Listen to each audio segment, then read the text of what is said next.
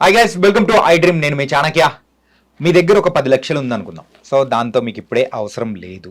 So అలా ఒక debt fund లాగా మీరైతే ఇన్వెస్ట్మెంట్ చేసేసి వదిలిపెట్టేశారంటే అది లాంగ్ టర్మ్లో సో ఎంత రిటర్న్స్ అనేది ఇస్తుంది? అసలు ఈ క్వశ్చన్ అయితే నాకు పర్సనల్గా వచ్చిందనమాట. సో దీని గురించి నేను అడగాలని వెయిట్ చేస్తున్నాను. మరి దీని గురించి సమాధానం ఇవ్వడానికి కూడా మన పర్సనల్ ఫైనాన్షియల్ అడ్వైజర్ విజయ్ కర్ణ గారు ఉన్నారు. ఆయన అడిగి తెలుసుకున్నాం. సార్, హలో అండి. ఇది ప్రేక్షకుల తరపున కాదు, నా క్వశ్చన్ నేను మిమ్మల్ని అడుగుతున్నాను. అవునండి. ఏంటంటే నా దగ్గర ఒక 10 lakhs ఉంది. అదే ఆ 10 lakhsని దాంతో ఇప్పుడు ప్రెసెంట్ అయితే అవసరం ఏం లేదు. ఇన్వెస్ట్మెంట్ అంటే చేసేసి వదిలిపెట్టేశానంటే సో ఎన్ని సంవత్సరాల్లో అంటే నార్మల్గా ఎంత వస్తుంది ఏంటి మన మ్యూచువల్ ఫండ్స్ ద్వారా? డెఫినెట్గా అండి. అంటే ఇప్పుడు మీరు అన్నట్లుగా మీకు దీని నుంచి ఎటువంటి రిక్వైర్మెంట్, ఎటువంటి ఎక్స్పెక్టేషన్స్ లేవు. షార్ట్ టర్మ్లో లేవు, లాంగ్ టర్మ్లో లేవు. వదిలిపెట్టేసి లాంగ్ టర్మ్లో చూసుకుందాము అంటే that will be a good option, అంటే గుడ్ స్ట్రాటజీ. ఎందుకంటే లాంగ్ డ్యూరేషన్లో, లాంగ్ టెన్యూర్లో కాంపౌండింగ్ అనేది చాలా మంచి వర్కౌట్ అవుతుంది. First thing. సెకండ్ థింగ్ వచ్చేసి మీరు ఎంత వరస్ట్ ఫండ్ తీసుకున్నా కూడా మీకు 13%, 12% ఉంటుంది లాంగ్ టర్మ్లో. Worst performing fund since last 20-25 years కూడా 12%, 13% ఇచ్చిన ఫండ్స్ ఉన్నాయి ఈక్విటీ ఫండ్స్. సో అట్లాగా మనం కొంచెం అనాలిసిస్ చేసి, కొంచెం రీసెర్చ్ చేసి ఏ ఫండ్ అలొకేషన్ ఎట్లా చేసుకోవాలి, ఫస్ట్ 5 years ఎలా ఉండాలి, నెక్స్ట్ 5 years ఎలా ఉండాలి, లేకపోతే 10 lakhsని ఎన్ని ఈక్వల్ పార్ట్స్గా డివైడ్ చేసి ఎక్కడెక్కడ ఎట్లా ఇన్వెస్ట్ చేయాలని అంతా చూసుకుంటే ఒక 5 set ఆఫ్ ఫండ్స్ తీసుకొని ఆ ఫండ్స్లలో స్ప్లిట్ చేసుకోవడము, లేకపోతే ఫస్ట్ 10 lakhs ఒక డెట్ ఫండ్లో పెట్టేసి దాని నుంచి ఎస్టీపీలు చేసుకోవడము, ఎస్టీపీ ఏ ఈక్విటీ ఫండ్స్లో చేసుకోవడం, ఇవన్నీ కొంచెం క్లియర్గా మనం వర్కౌట్ చేసి చూసుకుంటే మనం బేర్ మినిమం తీసుకుంటున్నాను. నేను 20%, 25% కూడా తీసుకోవట్లేదు. జస్ట్ 15% తీసుకుంటే మనకి అప్రాక్సిమేట్గా వచ్చేది 6.6 crores అండి.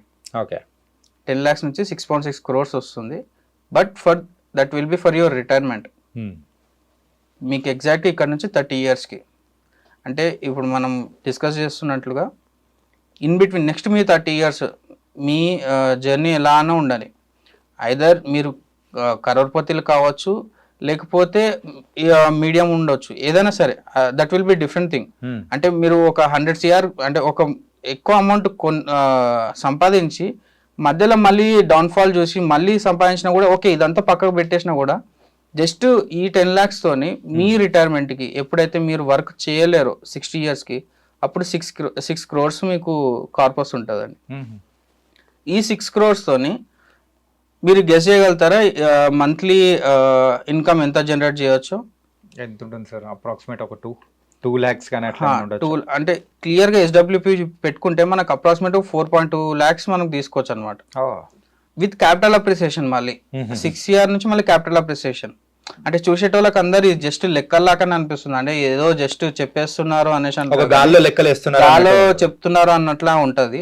కాకపోతే జస్ట్ మీరు గూగుల్ ఓపెన్ చేసి SIP క్యాలిక్యులేటర్, SWP క్యాలిక్యులేటర్ మీరు ఒకసారి టైప్ చేసి చూడండి. 15% మీరు వేసుకొని చూడండి. SWP పెట్టుకునేటప్పుడు 12% పెట్టుకొని చూడండి. మీకు ఇవే నెంబర్స్ మీకు దాంట్లో కనిపిస్తాయి. ఈ ప్రాసెస్లో ఫండ్ సెలెక్షన్ అనేది అంత ఇంపార్టెంట్ అనమాట. ఈ 15%, 12% లాంగ్ రన్లో మెయింటైన్ చేయడం will be the toughest thing. Okay. So ఈ మీరు 10 lakhs ఇప్పుడు పెట్టేస్తున్నారు, మీరు కమిట్మెంట్ ఏం లేదు, కానీ దీన్ని ఎట్లా బ్యాలెన్స్ చేసుకుంటూ వెళ్ళాలి. సో ఈజీగా మీకు 6 year అనేది అయిపోతుంది. 6 year నుంచి ఎవ్రీ మంత్ 4 lakhs కూడా తీసుకోవచ్చు. అండ్ ఫస్ట్ నాకు తెలిసి ఫస్ట్ రియాక్షన్ మన వాళ్ళ దగ్గరికి వెళ్ళి ఏముంటుందంటే 10 lakhs కూడా లేని వాళ్ళ సంగతి ఏంది? ఆబ్వియస్గా కదా. అంటే అందరూ 10 lakhs కార్పస్ బిల్డ్ చేసుకుంటారు అనేసి లేదు కదా. సో ఇప్పుడు మీరంటే 10 lakhs గురించి అడుగుతున్నారు. కొంతమంది 1 lakh ఉండొచ్చు, 2 lakhs ఉండొచ్చు, 5 lakhs ఉండొచ్చు. సో నేను వాళ్ళకి ఏం చెప్తాను అంటే అసలు 0 నుంచి స్టార్ట్ చేసి, ఈ వీడియో చూసినప్పటి నుంచి 0 అనుకుందాం. నేను యాజ్ ఏ ఆడియన్స్, నేను ఒక వ్యూవర్, నా దగ్గర ఈరోజు సేవింగ్స్ 0. నేను ఈ 10 lakhs ఎట్లా జమ అయ్యాలి, 10 lakhs నుంచి 6 croresకి ఎట్లా నా జర్నీ ఉండాలనుకుంటే ఈ రోజు నుంచి నేను ఒక SIP 22,000 SIP చేయాలి. జస్ట్ ఫర్ నెక్స్ట్ 3 years అంతే. అంటే నేను నెక్స్ట్ 3 years డిసిప్లిన్డ్గా 22,000 SIP చేస్తే సరిపోయిందండి. నా రిటైర్మెంట్ ప్లానింగ్ అయిపోయింది, clear. 6 year will be mine, but after 30 years. ఇది నాకు అర్థం కాలేదు ఒక్కసారి. ఏంటంటే 3 years సో ఎవ్రీ మంత్ 22,000 అనేది ఇన్వెస్ట్మెంట్ చేసుకుంటూ వెళ్ళాలి. లైక్ ఈ 3 ఇయర్స్కి అప్రాక్సిమేట్ ఎంత అవుతుంది సార్? ఇది కూడా 15% తీసుకుందాం మనం. ఇది కూడా 15% 15% తీసుకుందాము. ఒక్కొక్కసారి 12% రావచ్చు, 15% రావచ్చు, కానీ యావరేజ్ 15% తీసుకుందాము. 15% తీసుకుంటే ఇదే మనకి 10 lakhs అవుతుంది. ఈ 10 lakhs మళ్ళీ మనం 6 years చేసుకోవచ్చు లాంగ్ రన్లో. ఓకే. సో మనం చేయాల్సింది ఏంది, నెక్స్ట్ 3 years ఈరోజు నా పాకెట్లో 0, నెక్స్ట్ 3 years నేను ఏం చేయాలి, 22,000 ఎస్ఐపి చేయాలి. నెక్స్ట్ 3 years నేను 22,000 ఎస్ఐపి చేశాను అనుకోండి, మరి retirement requirement will be fulfilled. అంటే ఈరోజు నేను 25 years, నాకు 25 years నుంచి 28 years వరకు 3 years పీరియడ్లో నేను ఇది మాత్రం డిసిప్లిన్గా నేను ఫాలో అయిపోతే లాంగ్ టర్మ్లో నేను ఇంకా దేని గురించి ఆలోచన చేయాల్సిన అవసరం లేదు.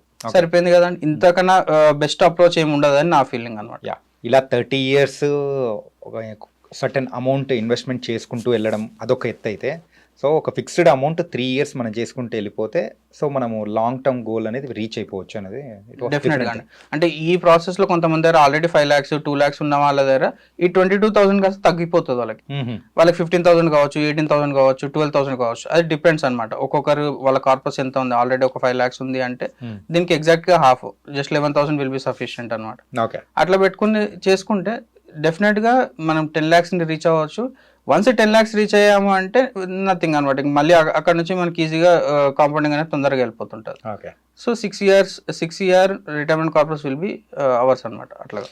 Nice sir. అండ్ మొన్న వెబినార్ నేను అటెంప్ట్ చేసినప్పుడు కూడా, నేను జస్ట్ నార్మల్గా చూసినప్పుడు కూడా ఈ డౌట్ అనేది కూడా నాకు రైజ్ అయింది. సో దాని గురించి చాలా చక్కటి సమాధానం అనేది కూడా ఇచ్చారు. అండ్ గైస్, మీరు కూడా వెబినార్లో మీరు ఎవరైనా కానీ పార్టిసిపేట్ చేశారంటే సో ఇలాంటి మీకు కూడా డౌట్స్ ఏదన్నా ఉంటే అవన్నీ క్లియర్ చేయడానికి కూడా విజయ్ గారు రెడీగా ఉంటారు. Sir, so thank you so much. Thank you అండి. మరో ఇంటర్వ్యూతో మళ్ళీ కలుద్దాం. అంతవరకు take care. This is your Chanakya.